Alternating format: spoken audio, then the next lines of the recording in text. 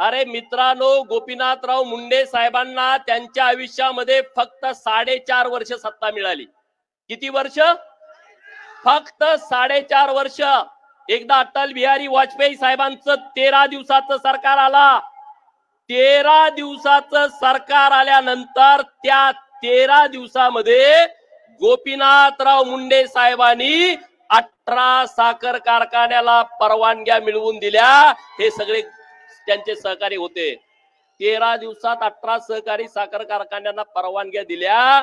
50 वर्ष एक सत्तेमध्ये माणूस महाराष्ट्रात बसलाय, त्याला हे कधी जमलं नाही का? जमला? मी का सांगतोय तुम्हाला की ओबीसीकडे नेतृत्व कधी आलं नाही। अरे एकट्या मुंडे साहेबांच्याकडे 13 दिवसात अटल बिहारी साहेबांच्या सरकारमधलं नेतृत्व आलं, तर त्यांनी 18 कारखान्यांना परवानग्या मिळवून दिल्या। परळीमध्ये औष्णिक वीज प्रकल्प उभा केला की जो वीज प्रकल्प अख्ख्या महाराष्ट्राला वीज पुरवतो। आणि दुसऱ्या बाजूला स्वर्गीय विलासराव देशमुख साहेब सुद्धा मराठवाड्यातले, त्यांच्या लातूरला माझ्या सांगली जिल्ह्यातल्या मिरज मधून पाण्याचा टँकर मागच्या 4-5 वर्षापूर्वी रेल्वेचा टँकर आला। हे दोन्ही नेते मोठे आहेत, हे दोन्ही नेते दिवंगत आहेत। मी त्यांची तुलना करू पाहत नाही, एकाला वर घ्यायचा आणि दुसऱ्याला, असा माझा विषय नाही।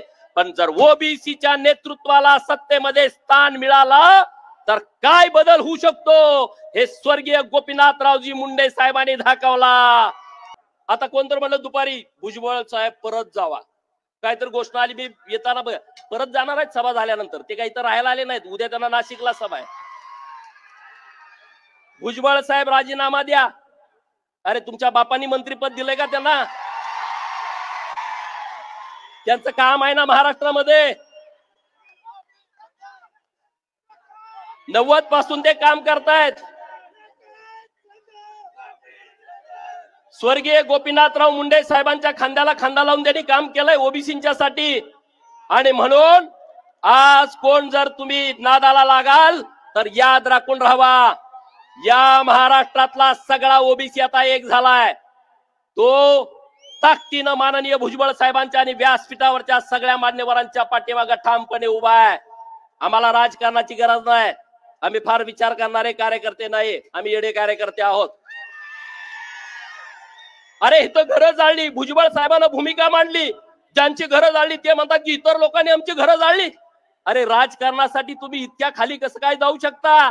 अरे ती ताकद आणि ती हिंमत पाहिजे। इतर समाजाने जर तुमची घरं जाळली असतील तर उद्या 2024च्या निवडणुकीमध्ये इतर समाज तुम्हाला दाखवून देईल की नेमकी इतर समाजाची भूमिका काय होती। कारण हे करावं लागेल मित्रांनो, या विषयावरती तुम्हाला बोलावं लागेल। आणि म्हणून आजच्या सभेतनं मी सरकारकडे विनंती करतो, स्वर्गीय गोपीनाथरावजी मुंडे साहेबांचा हा जिल्हा आहे आणि स्वर्गीय गोपीनाथराव मुंडे साहेबांचं नाव हे परळीच्या रेल्वे स्थानकाला द्यावं आणि त्याचा पाठपुरावा आम्ही करू। नंबर 1 आणि नंबर 2 ही क्रांतीची भूमी आहे। या बीड मधून पुण्यश्लोक अहिल्यादेवी नगर या नगरकडे जाणारी जी ट्रेन आहे, त्या ट्रेनला राजा धर्माजी प्रतापराव यांचं नाव द्यावं आणि त्याचा आम्ही पाठपुरावा करू। आम्ही त्याचा पाठपुरावा करू, त्याची तुम्ही अजिबात चिंता करू नका। पण ओबीसीला आणि ओबीसी नेतृत्वांना माझी हात जोडून विनंती आहे, आम्हाला मान अपमान हा आपल्यासाठी महत्वाचा विषय नाही। भुजबळ साहेब आणि ओबीसी चळवळ हा आपल्यासाठी महत्वाचा विषय आहे। आपला थोडा मान पान बाजूला ठेवून आपण सगळेजण एकत्रित राहू, ताकदीनं एकत्रित येऊ आणि भुजबळ साहेबांच्या आणि ओबीसीच्या चळवळीच्या पाठीमागे ठामपणे उभं राहू।